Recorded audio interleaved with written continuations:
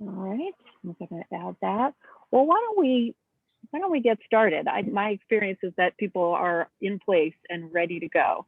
And we've got a question already coming in from Jade around getting you in the writing mood. So why don't we start with Sarah introducing herself and sharing anything you want to start with about where you are in this world. You've got a book that's just come out like days ago. So Yes.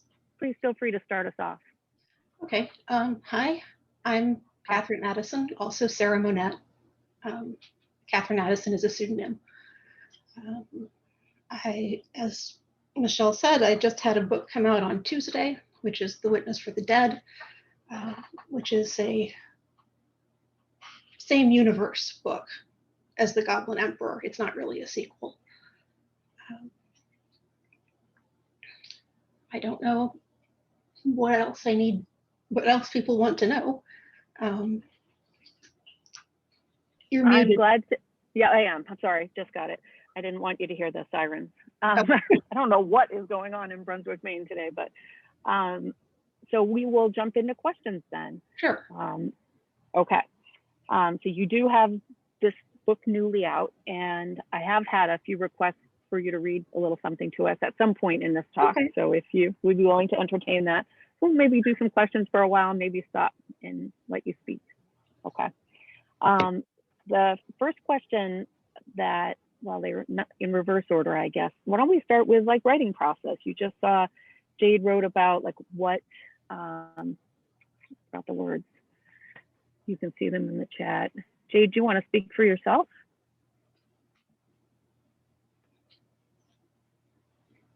Sometimes it's hard to unmute depending on where you are. So she's got what helps you get in the writing mood. I mean, you are very experienced. You've been writing for a long, long time.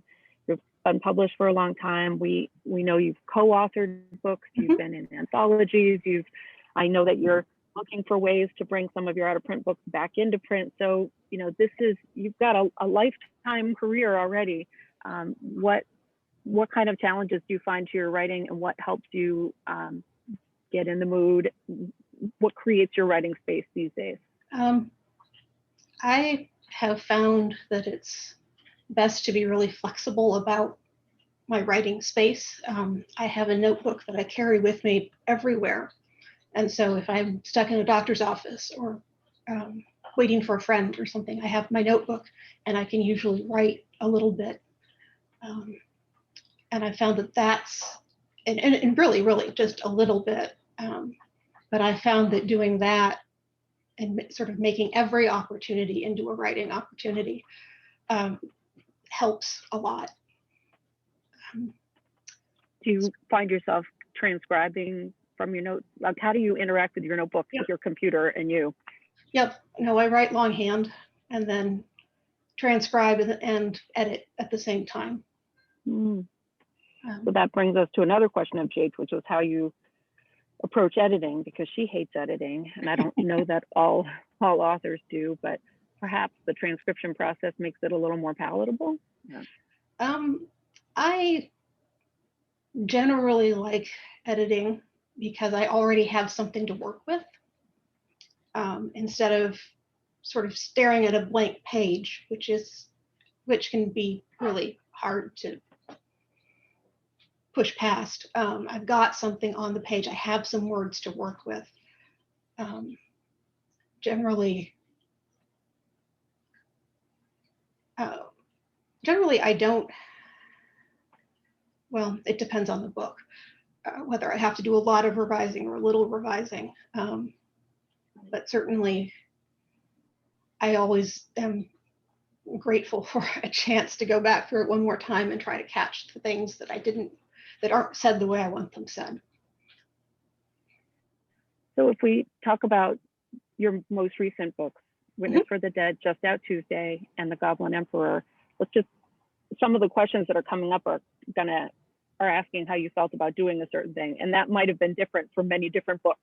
So we will focus on these most recent ones, and the world of the insanely seized court. I never, been listening to the audio.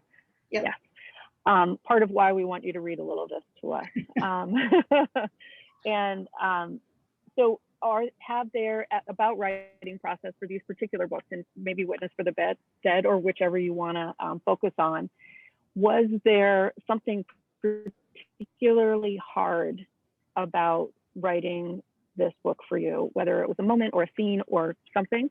And was there a moment that was particularly joyful that you just wished would never end? Witness for the Dead was difficult because I had set myself a challenge, which lots of writers do.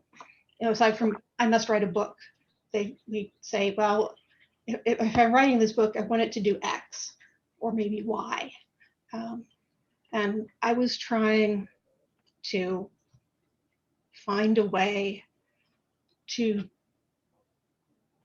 write not Raymond Chandler-esque, because that's not what I mean, but to write in a place the way that Raymond Chandler wrote in Los Angeles, so that the city itself is part of the story. It's one of the characters.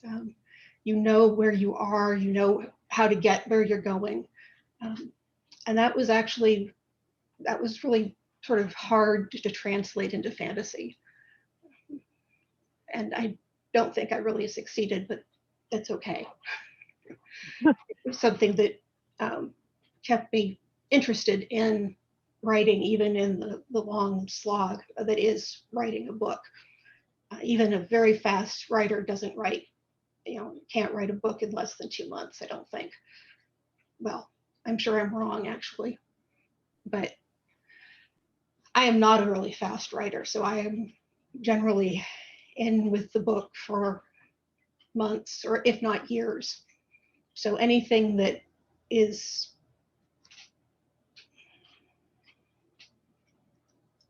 helps make the writing process more interesting.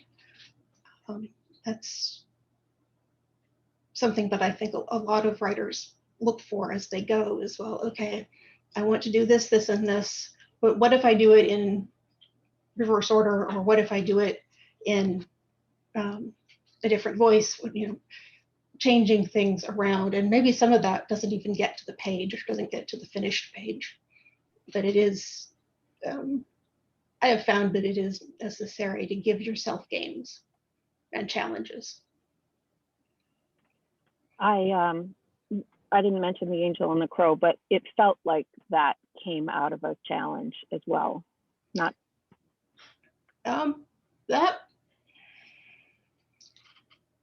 that is my fastest book. I wrote that in about 3 months.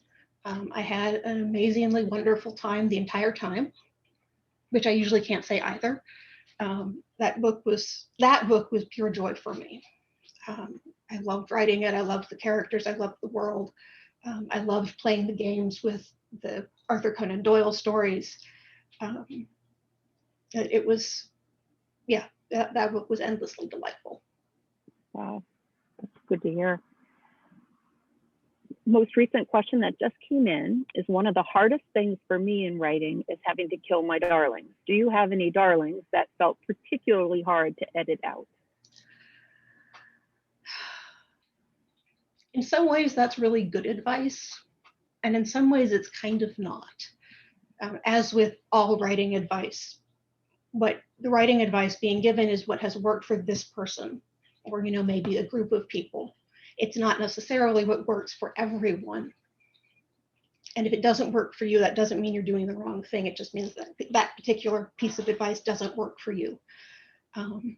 So there's sort of 2 classes of darlings. There's the one that you write that you're going to have to take out because it's anachronistic, or the character really wouldn't say that, or something like that. And then there's the ones where you write it and you go, wow, that's a really good sentence. And maybe those you don't need to take out. Maybe it's okay for those to stay in. So, that's, I watch both ways, I guess. Watching for things that are, were really fun in the moment, but don't fit the book. And then watching for things that, no, really, that's a good sentence that can stay. So How about characters? Do you find yourself starting with some and letting them go, or by the time you're writing, do you usually know who is in your book?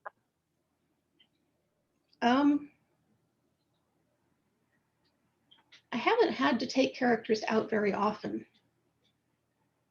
which is amazing considering how wildly I populate books with people. Right. That was something that my co-author, Elizabeth Bear, noticed when we were writing the Iscrime books, was that she's, as in the writing process, she's very much goal-oriented. She wants to get to the end. And I'm always going, ooh, what's over here?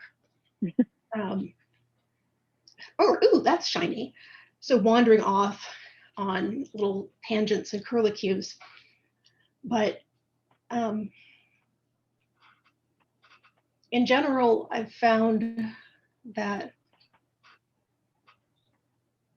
the characters who come into the book are there because they need to be. I really haven't, and knock on wood, I'm sure I will now have this happen to me. Right. I really haven't had an experience of going, well, this character who I've carried all the way through this book just really doesn't do anything for it and has to go. One of the things that I am a pretty private reader. Like I have book clubs that I go to sometimes, but I don't read the books that I don't want to read. Like I'm not good at being bossed around in my reading. That said, I do check in around book Twitter a lot and just sort of seeing what's being published and who's out there and stuff. And The Goblin Emperor comes up time and time again as a book that people are already rereading, that it is discussed as, and I think part of what you have said is that this was a standalone, it's complete in itself. And I think that's part of its appeal. It starts with Maya being pulled out of a cold sleep and then ends the way it does. And I'm just interested, given what you just said about tangents and working with Elizabeth Bear, if that might be part of it as well, because there are these almost digressions, the ambassador's dinner or going to visit the kids or whatever it might be. And they almost are short stories. They're almost just complete in and of themselves. And I think I just wanted to say that, like, have you had that feedback before, that this is a book that feels like more of a reread than others? I have seen that a lot, yes, that people are rereading it, which I'm a rereader. I know some people aren't, but they read once and then they want to move on. And I look for the books that can stand up to being read over and over and over again. And so it's very pleasing for me to know that one of my books actually is something that people are rereading, that it matters to them for more than the sort of the transitory moment of reading the book for the first time. Yeah.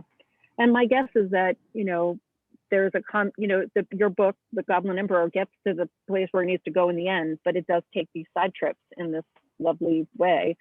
And perhaps it's the combination that does so well. So given that combination, let's go back to collaboration with Elizabeth Bear. A number of people have asked what it's like to co-write a book, or a series. Would you do it again? Have you done it before? How did that work, or how did it not work, and what was hard and fun? I've written, let's see, 4 novels and 3 short stories with Elizabeth Bear. We are hoping to maybe get our schedule such that we can do it again. So we are hopeful. I've not co-written with anybody else, so I don't know what it's like for other people, but the way we do it is one of us will start and write until she's stuck or bored or has to go do something else, and then emails it to the other person, who then takes it, reads what's there and edits it lightly, and then takes it and goes until she's stuck or bored or has to do something else, and then hand it back. So it's like, it's like a tennis game, except that we're not trying to beat each other. We're trying to keep the ball in the air. That has been very successful as a method for us. And we do both enjoy it. Okay. Yeah, I was just going to ask you to define success. Part of it is enjoyment and part of it is production. Yes. Yeah, no, part of it is that we actually end up with finished books, which is great. But part of it is just that, yes, we both had a good time doing this. How did that collaboration start? I met Elizabeth Bear, wow, something like 20 years ago now. We were both on LiveJournal. I was writing my dissertation, and she was writing her Kit Marlowe books, and now I've blanked on the name. Hell and Earth and Ink and Steel, I think. I think of it as what it originally was, which was one book called The Stratford Man, but it was too long and they split it into two. So we were both, my dissertation is on revenge tragedy, which is a Jacobean genre. So we're both writing about the same era. And somebody online said, hey, you two should talk to each other. And we did. And then we found that we had a lot of the same concerns and a lot of the same interests, and just, we stuck, I guess. And then at some point we said, we were talking about something and said, wouldn't it be fun to write? Well, there's one book that Bear ended up self-publishing called The Cobbler's Boy, which was, wouldn't it be fun to write Kit Marlowe Boy Detective? Which, yes, was really fun. So that's. So you were right. Yeah. Let's see, what else do we have? I've got a question that asks, I saw that you have a BA, MA, and PhD, with the latter two being from UW-Madison. I was just in Madison, says this attendee, actually a very cool campus. What were your degrees in, and how have they contributed to your writing? Okay. My degrees are all in English literature. Like I said, my dissertation is specifically on Jacobean revenge tragedy, so Renaissance drama is my specialty. I've never written anything that sort of directly comes out of my academic writing, but obviously, when I put theaters in my books, I'm putting them in because I've read about them, and I know, at this point in their history, in theater history, stages looked like this and had this kind of scenery, sometimes very like court masks in the Elizabethan and Jacobean period. The scenery was designed so that it looked correct from exactly one place. It was all slanted and angled so that the king got the right view of it, and how good your view of the mask was depended on where you were in the court hierarchy. So if you're really close to the king, you get a really good seat and a really good view, and if you're not, if you're a nobody, you're off there in the corner and maybe you can't see anything at all. So the stuff I know about sort of rattles around in my head and produces world building ideas often, but it's not directly responsible for anything that I've done. Right. Have these last 16, 17 months been significant in your writing life at all? Did they have a particular impact, pandemic or quarantine or effect? Well, goodness knows the pandemic affected everything and everybody. I was, I think, fortunate in that, I don't actually enjoy traveling, so it was not hard for me to stay put.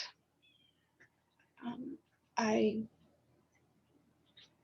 have found it, I think, sort of the general pandemic stress, like a cloud, is sort of over everything. And I think it did make the writing harder, but I'm very lucky that it did not make the writing impossible.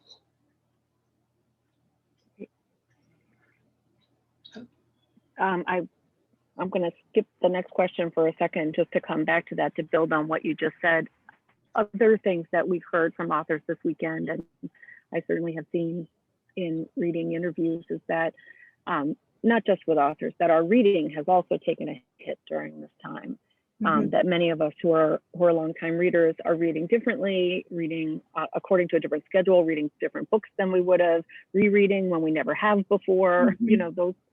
I mean, I'm a longtime rereader, but not everybody is. How does your reading life connect to your writing life, if it does, or how does it live alongside it empathetically? And I read mostly nonfiction, mostly history and true crime. And I have subjects that fascinate me, that I get pulled back to over and over again. And I mean, one of them was Jack the Ripper. And then it turned out that I needed all of that to write a book, because The Angel of the Crows is half about Jack the Ripper. So it was like, oh, now I know why I was reading all those books about Jack the Ripper.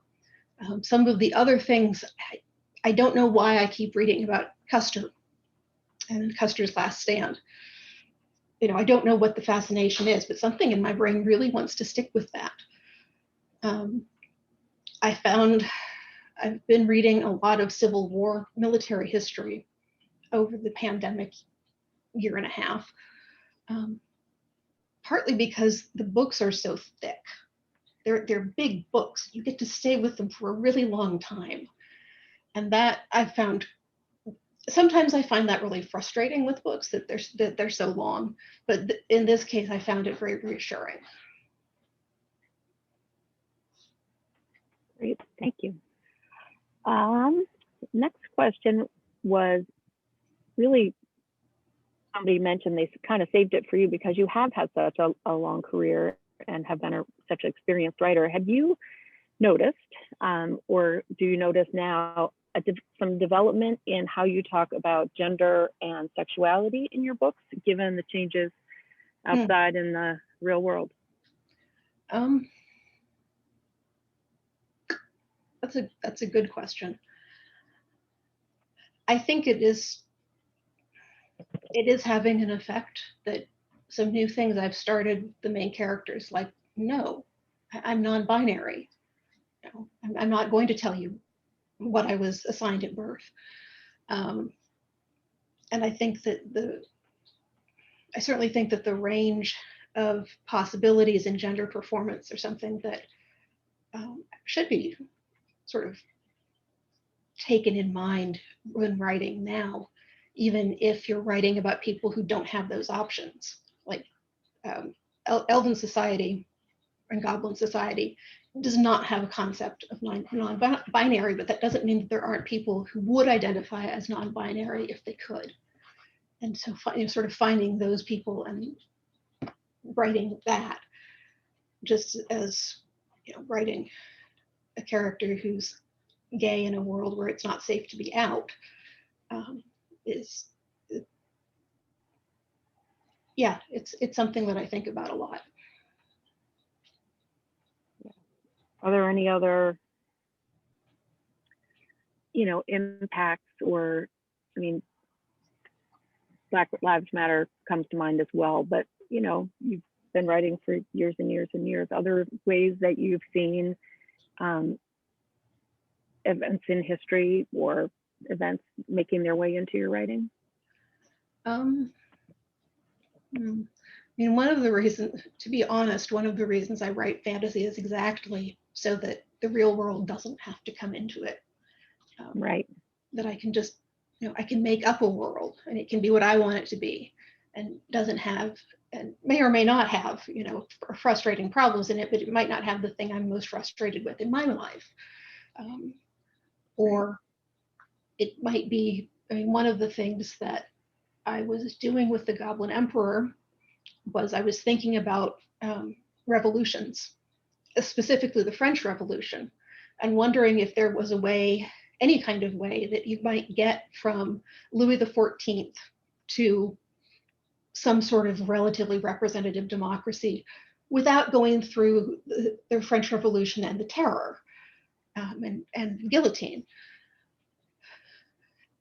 And the fact that the Goblin Emperor says, well, yes, maybe this is possible, I think is a sign that it's a utopianist book, because I'm not sure I think that's true, but I'm very glad that, that my imagination found a way for that to work. Found a way for that to happen. Yeah. Was there just to build on that, was there anything else that you were trying to do with the Goblin Emperor? Yes, is the short answer. The Goblin Emperor was written, well, partly because I wanted to write a story that had both elves and airships in it, because why not? But I was also thinking about a very common fantasy trope, which is that the scullery boy who turns out to be the king. You see David Eddings, Robert Jordan, Tad Williams, over and over again. You see the Bildungsroman of the scullery boy who becomes the king. But what you very rarely see is anything about what it's like for him to be the king. And I was thinking about, well, what would that really be like? What would it be like to come to the court as an outsider with none of the training that an heir should have, and with no idea who these people are and who you can trust and who you can't? Hello, here's your empire, please rule it. So I was really thinking about what it would be like to come into a job like that with no training and no experience and nothing to help, which is, scary. And I think it's one of the reasons we like your book. Sorry, just had to say that. Go ahead, keep going. No, but it's very different from, also, there are no quests. Once Maya gets to the Anthe court, he does not leave it. Which is, again, I was trying to write a fantasy that didn't have a quest in it. And that was hard to sort of get my brain around. Speaking of challenges, how do you write this book without having a quest, without travel, without visiting every country on the map? And so that was part of what I was playing with in the Goblin Emperor. Does Maya's relationship with his grandfather, who did travel for the first time in many, many years to the Anthe court, was there a reverse quest there kind of for him, or a quest from him, or what role did he play in this for you? Well,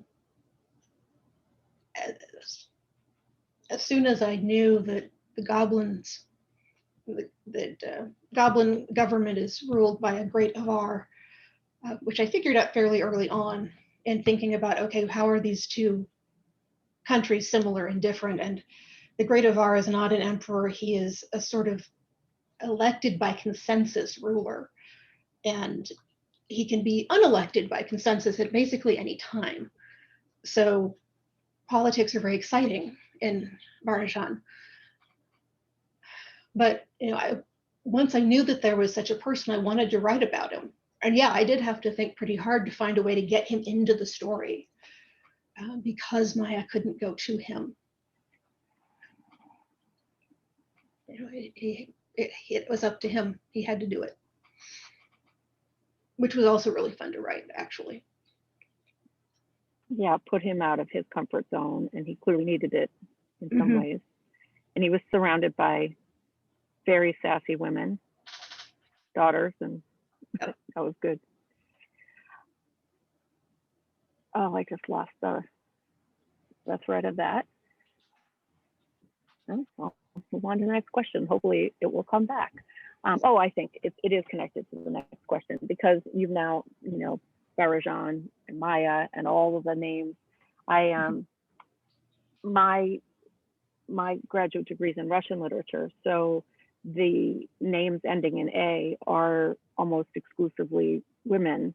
Mm-hmm. And so that took me a little while at the beginning to get used to that. So a number of questions coming up are about the world building. You've Mm-hmm. talked about your notebook and like how much is down on paper. I know you write longhand, so all of it in some sense, but how much is outlined ahead of time? How did you build, how did you design the map? How did you build the lexicon for this world? Well, basically I made it up as I went. I did not outline. I sometimes in a book I'll know the ending when I start, but I've never been someone who can work to an outline.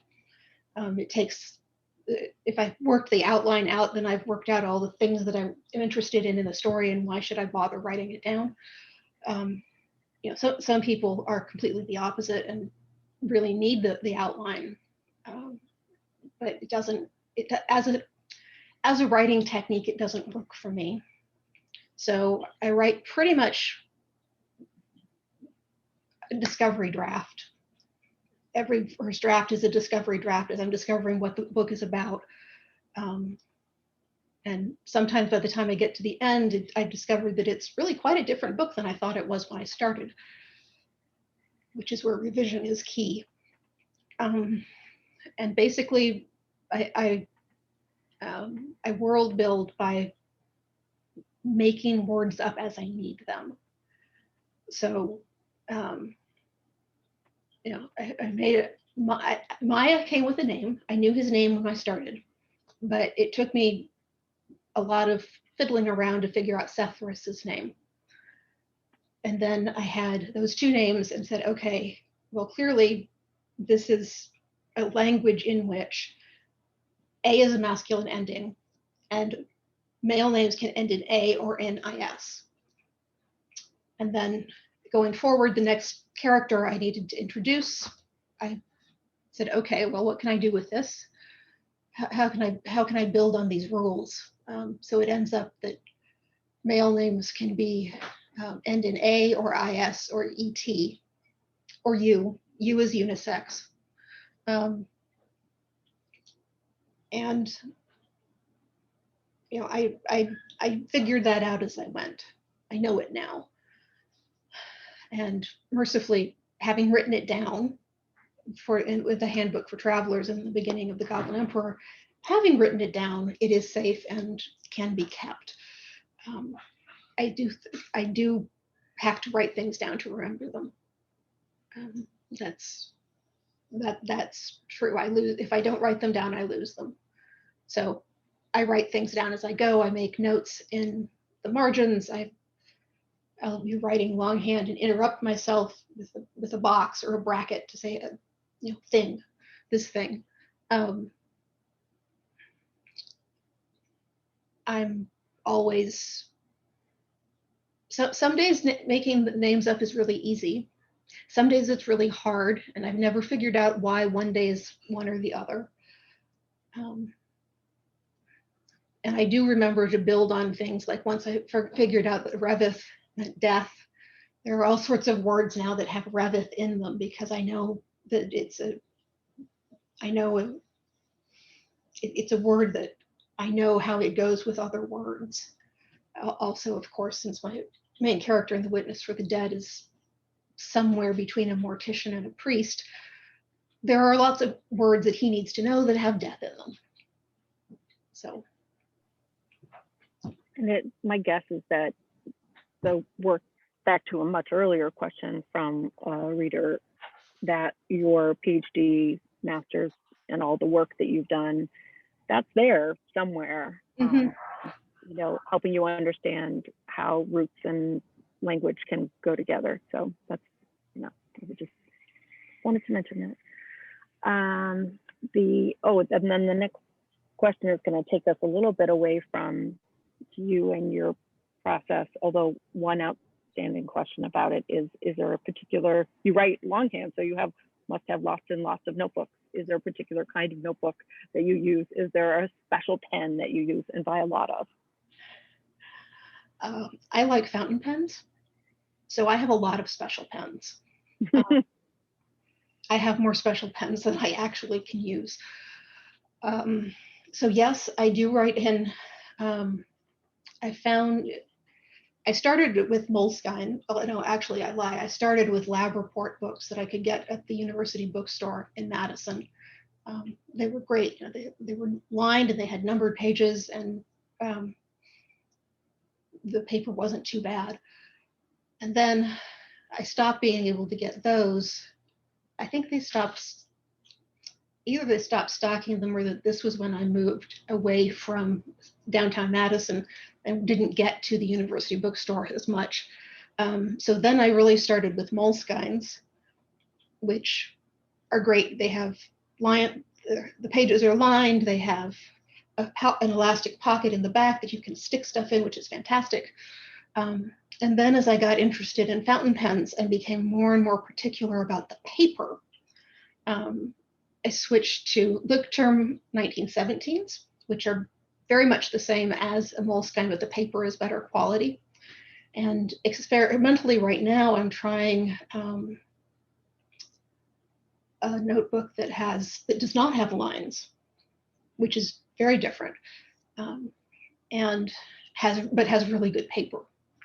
So I shift, my working tools shift as I go, but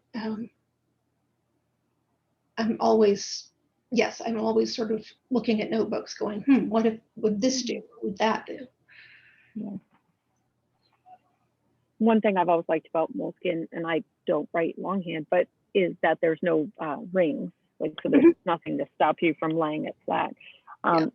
Have any of your experiments had like dotted paper or gridded paper? Have you tried any of those things? I tried dots once, and it drove me insane. No dots. No dots. No. Something about it was neither. It was either too much or too little, and it just threw me off. So yeah.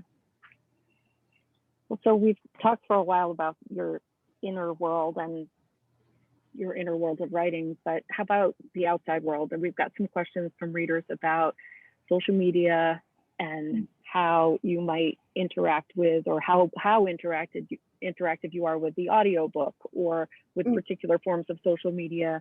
What do your publishers really want you to do? What are you able to do? How does that, what's good about it? What's hard about it?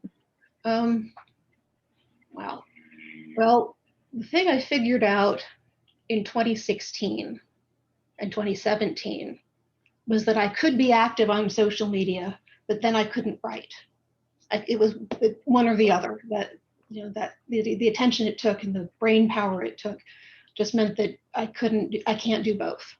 And I said, well, social media really gets along fine without me, but I'm going to go crazy if I don't write my books. So I backed off social media a lot. I am still on Twitter and Instagram, but I mostly just post cat pictures, which is which seems to be a beneficial thing to do. People have told me that they like the daily cat picture is really helpful for them in pandemic mode. Yeah, pets seem to have a whole new role in our life given these last couple of years, for sure. Well, why don't I ask two more questions and then maybe you read something for us?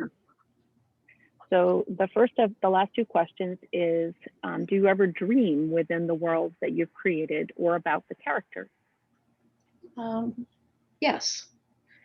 I don't think I've ever had a dream about Maya or Kelleher yet, but I do still sometimes dream about the main characters of my first 4 books, Felix and Mildmay. They get into my dreams sometimes. I've never actually dreamed about their world.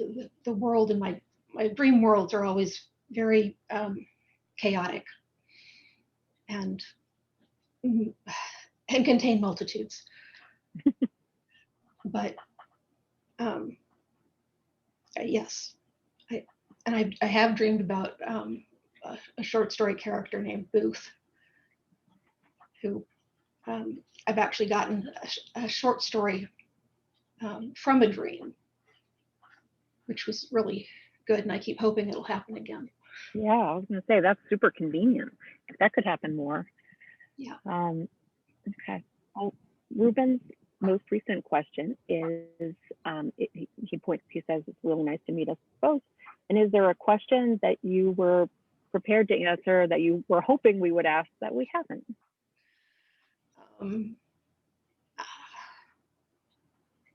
I don't think so. I mean, You just came ready to answer whatever we had on our mind. Okay, that's great and perfectly fine.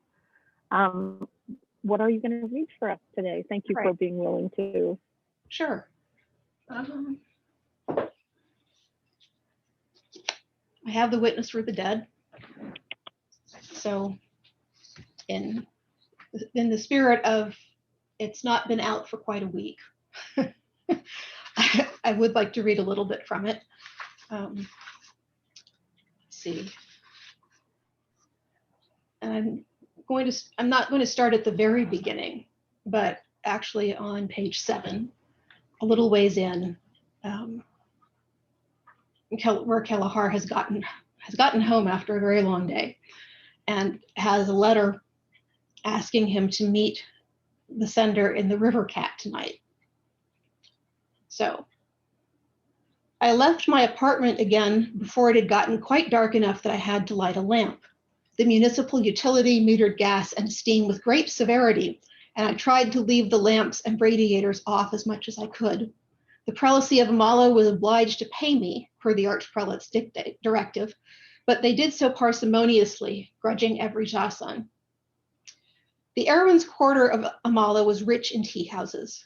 There were 5 within easy walking distance of my apartment: the Red Dog's Dream, the Circle of Pearls, the Hanovo Tree, Mendelar's, and the River Cat. 6, if you counted the manufactory-owned Tea Leaf, which I did not. My favorite was the Hanovo Tree. The River Cat was less a place for quiet contemplation and more a meeting place for families and courting couples. The River Cat was one long room divided up into deep booths. I walked past 2 nervous young couples, a rowdy family of 6, 7, the tow-headed children were hard to count, a venerable man and his even more venerable wife sitting together on the same side of the booth and passing one cup slowly back and forth, a very old courting ritual that my Veradese grandmother had told me about when I was a child. 2 women, sisters by the look of it, were both reading the same copy of the Herald of Amalo, spread flat on the table between them, one sister reading right side up and one sister reading upside down. The backmost booths were the least popular. I liked them because I could lean against the warm veneered wood and know that no one was coming up behind me. It was easy to make enemies as a witness Belama, and I did not have a conciliatory tongue. A very young tea server brought pot and cups and the tiny sand clock that marked how long the tea had been steeping. I drank for preference the dark, bitter orchor, but it was stiff enough that if I drank it after sunset, I would still be awake at dawn. This evening, I had chosen the more delicate Isevrin, and I indulged myself with a generous dollop of honey. I put the honey spoon in the second cup, which the staff of the River Cat could not be trained out of bringing, unlike at the Hanovo Tree, where you had to specify if you wanted more than one, and briefly tormented myself by imagining a companion who would smile across at me and happily lick the spoon clean. Neither of my lovers had had such a sweet tooth. That was the only thing that made my imaginings even remotely safe. A purely made-up lover was foolish. Courting the dead was something else entirely. I reminded myself that Gemina was not dead, merely far away and uninterested. Oddly, it did not make me feel better. Drink thy tea, Kalahar, I said impatiently to myself, and cease repining. I was halfway through my little pot of Isevrin, trying to focus on the question of Mer Ermeneg's dead and missing sister, and not on a sweet-toothed imaginary lover, when a shadow fell over the end of the table, and I turned to look. Sub-Preceptor Ajanharad of the Amalo chapter of the Vigilant Brotherhood was a tall, broad man, half-goblin, dark and scowling, his voice thick with the up-country consonants of the Mervarnan Mountains. He did not like me. The feeling was mutual. I thought Ajanharad brutal in his methods, preferring force to subtlety, and at that I had a higher opinion of him than of many of his brethren. The Vigilant Brotherhood served a necessary purpose, both in cities like Amalo and in the long stretches of empty fields and copses where they patrolled, but their recruitment efforts did not attract men of either great intelligence or sensitivity. One was only lucky if one's local chapter had succeeded in attracting men of integrity. Ajanharad was always uncomfortable when he had to talk to me, still close enough to his Mervarnese roots to be superstitious about my calling rather than incredulous. Little as I liked him, I had to respect the courage that brought him back to me every time he thought I might be able to help. He said, "Good evening, Athala Kalahar." In the emperor's court, the honorific Athala was considered hopelessly provincial and out of date. Here, in the provinces, it was common politeness. "Good evening, sub-preceptor," I said, and gestured him to the other bench. "We received your note." He sat, eyeing the second cup warily, his ears flicking. "Are you expecting a companion, Athala?" "No." "Would you like some tea? It's Evren, though we regret that you will have to accept the honey." "No, thank you." He folded his hands together on the table, big hands with big scarred knuckles. "A patrol pulled a body out of the canal this morning. None of us recognized her." Which meant very little, but did provide negative evidence. She wasn't an inhabitant of the Airmen's Quarter, or at least she wasn't a troublemaker. The Vigilant Brotherhood was very familiar with rowdy drunks and chronic brawlers, with the prostitutes who could not afford the dues to work in a guild brothel, and with the guild enforcers who chased them off the streets. The prostitutes ended up dead sometimes. Ajanharad sighed and said bluntly, "Will you come?" And I said, feeling suddenly less despondent, "Yes, of course." The chapter house of the Amalese Brethren was a very old building, probably as old as the mystery of Anmura the Protector, from which the Brotherhood sprang, and which in all probability they still practiced. The church did not recognize the 4 Anmurese mysteries. I was careful not to ask. The chapter house was built out of massive blocks of stone, carved at eye level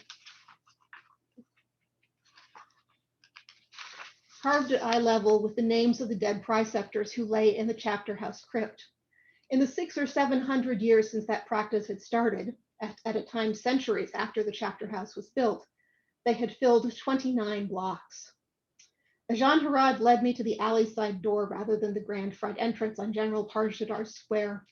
I followed him down the twist in the areaway stairs, waited at the bottom while he threw his weight against the ancient lock on the basement door. The basement of the chapter house had never been fitted out for gaslight. The brethren kept a rack of lanterns hanging by the door. Ajanharad took one down and lit it, his thick fingers careful and precise as he touched his lighter to the waiting wick. The lantern did not provide very much light, being what they called in Amalo an owl light, as it was roughly the size of the tiny screeching owls that nested in the city's eaves. But it was better than candlelight, and far better than no light at all. We descended another flight of stairs, and then another, down to the floor of the Brotherhood's vast crypt. The chapter house crypt was the only place in the Airmen's Quarter where a body could be stored for long. This woman had to be identified before anything could be done with her. Without identification, no one was willing to prepare the body for a funeral. Unlike the southern and western communities where I had begun my prelacy, Amalo had 3 main sets of funerary practices and a dozen others with smaller followings. It might well be more. No one could keep track of the splintering sects and hero cults and the secretive kindreds that came down out of the mountains. Each tradition required the body to be prepared in a different way, and the wrong preparation would, at best, offend both kin and congregation. I knew of cases where the luckless officiant had had to petition for a change of benefice. The other reason the Brotherhood might keep a body in their cold room was if it took an unusual amount of time to identify the cause of death, a question which often made the difference between unfortunate happenstance and murder. For this body, if she had been pulled out of the canal, it was less about cause of death than about where she died, and therefore who she was. They had laid her out carefully on a clean white sheet. Black was better for sanctity, but black dye that would hold through repeated frequent washings was expensive, and no one would waste it on mortuary sheets. White was almost as good, signifying that this woman, like all the dead, was under the protection of the emperor. She was a young elven woman, no more than 30, judging by her hands and face. She showed no signs of childbearing, and her hands were uncalloused. Her white hair hung in a tangle over the side of the table and nearly to the floor. She was no kind of cleric, not a liveried servant, not a manufactory worker. She might be the wife of a nobleman or the daughter of a well-off burgher. She might be a prostitute, but if so, she had come from one of the elegant houses in the Baron Malo to show no signs of poverty or disease in her face. Her dress, a ruined mass of dark green velvet, had probably been expensive. The cuffs were stained with dye from the embroidery of flowers that decorated them, but they were silk. Second grade, probably, although it was hard to tell after the canal had been at them. I investigated and discovered a pocket hidden in the folds of the skirt, and inside it, a wad of paper. "What is that?" said Jean Herod. "We do not know," I said, unfolding it cautiously. There was no need for caution. The ink had run into a purplish-gray blot, with no words still legible. Nothing useful. I touched the body on the forehead. Cold, helpless flesh, a house condemned but not yet torn down. Not quite yet. The inhabitant had not entirely fled. "Can you?" Jean Herod said. "Yes," I said. The prayer of compassion for the dead was worn and familiar. The woman no longer knew her name, nor who had wanted her dead, nor why, but she did remember her death. She had been alive when the water slammed the breath from her body. She remembered the fall from the dock, though she had been more pushed than fallen and more thrown than pushed. She remembered the cold, dark water, the way her panicked gasps for air had echoed off the bricks. She hadn't known how to swim. Despite the lake and the canal and the river, most Amalese didn't. I felt the memory of her clothes dragging her down, heavy velvet getting heavier very quickly. She tried to scream for help, but got a mouthful of foul-tasting water, and before she even had time to realize that she was going to die, there was a sudden crushing agony deep into her head, and then nothing.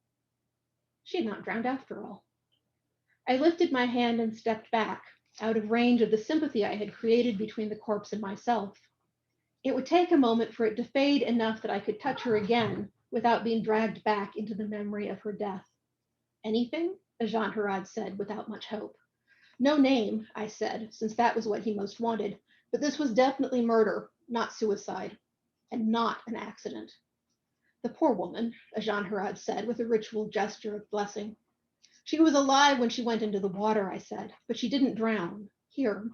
I felt my way gently around to the back of her skull, where there was a deep divot, and tilted her head so that Jean Herod could see. He almost managed to hide his wince, but his ears flattened and gave him away. "It was a better death than drowning," I said. He said dryly, "We will remember not to tell her family that, if she has one. Since we do not know and time is precious, we may petition to you on her behalf. Can you witness for her?" "Yes." I considered the alien memories in my head. "We think that we can find where she was pushed into the canal." Jean Herod nodded. "We will keep her as long as we can." Even in the cold of the Brotherhood's vault, they could not keep her forever. Thank you. Thank you. That was incredible. Thank you for reading. Sure. You're welcome.